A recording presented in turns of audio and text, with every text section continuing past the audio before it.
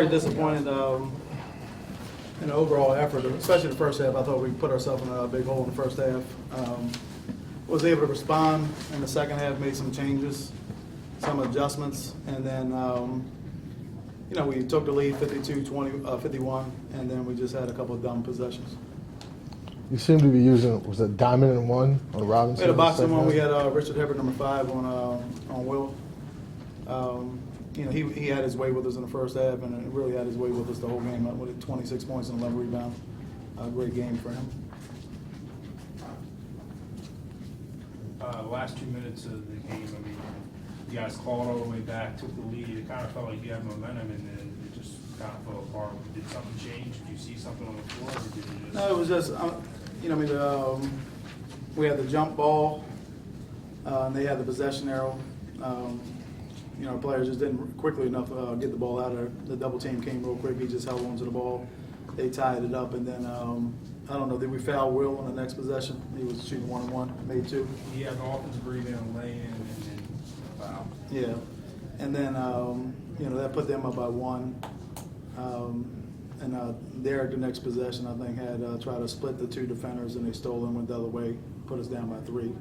Then we had a couple of decent looks and didn't make any shots, and then of course you got a foul, and the lead gets a little bit bigger at that. At that point when who was tied up, was right by you, was any thought of maybe just calling a timeout to get out of there, or you just figured, well, we won't get another possession? That's what I figured. We're up by 1.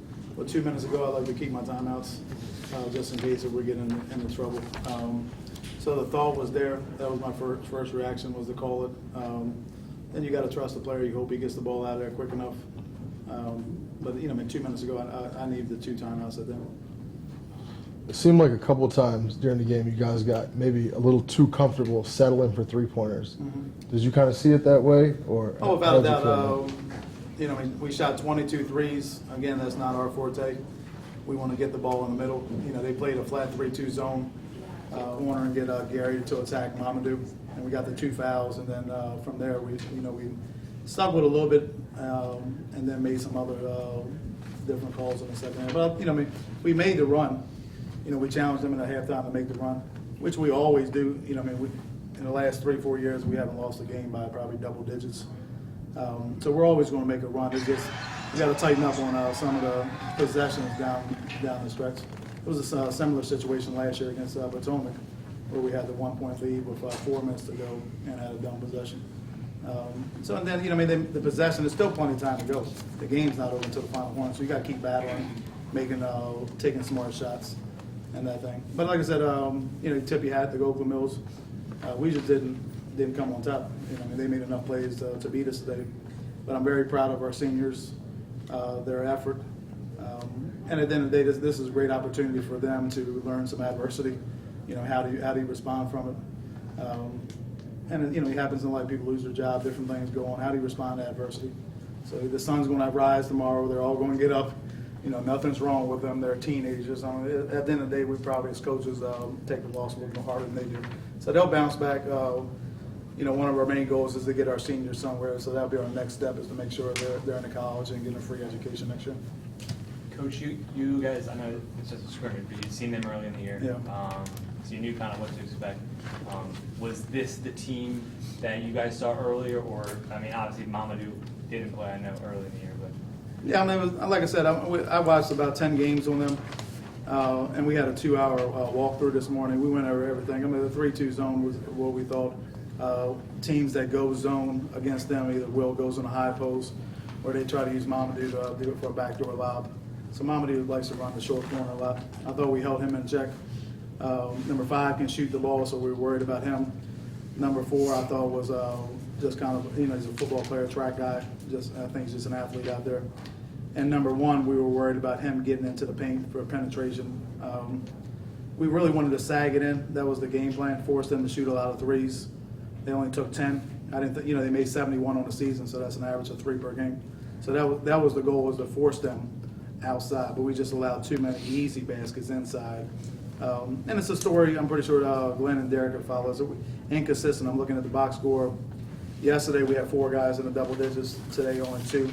So again, we was a 2-man show today. So, you know, this type of game, you need, like they had 4 guys in double digits. You need more guys to step up, and we just didn't have that tonight. Dirk, just give us your thoughts. I know it's disappointing to lose your final game. So like down the stretch, you guys just made one too many mistakes. We just made a lot of dumb decisions at the end. Just came up short. So they just got to move on.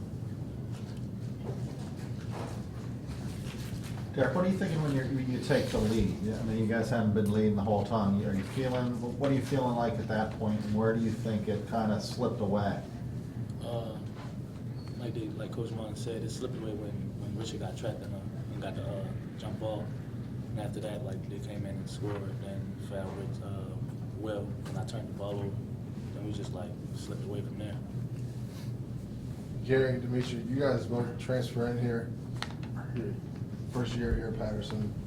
You know, what was going through your head kind of emotionally? You get to a state championship, but what are you guys thinking right now? I mean, I'm disappointed about the loss, but I mean, I'm thankful for all my opportunities, and I'm happy that Coach Martin had coached me, and I mean, I'm ready to move on. And that's what it's about. You know, Gary's got a lot of different JUCO offers from all over the country, which he'll choose from. And at the end of the day, that's what it's about. He's going to get a free education, and hopefully, you know, he grows up to be a good father, a good husband, a guy that gives back to the community. And like I said, like he said, it was a great time having him, and I appreciated the hard work from him, Dimitri, and all the guys this year. A great season, 22-6, nothing wrong with that. Thank you, guys.